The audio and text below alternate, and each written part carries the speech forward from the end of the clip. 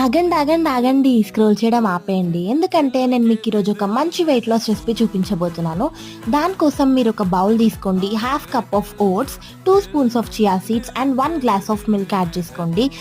Then you can add any sweetener of your choice. నేనైతే honey use చేస్తున్నాను because మనది weight loss recipe కాబట్టి honey అయితేనే మంచిగా హెల్ప్ అవుతుంది. దాని తర్వాత బాగా మిక్స్ చేసేసుకొని ఓవర్ నైట్ సోక్ అవ్వడానికి ఫ్రిడ్జ్లో పెట్టేయండి. నెక్స్ట్ డే మార్నింగ్ తీసుకున్న తర్వాత మీరు ఏ ఫ్రూట్స్ కానీ డ్రై ఫ్రూట్స్ కానీ యాడ్ చేసుకోవచ్చు.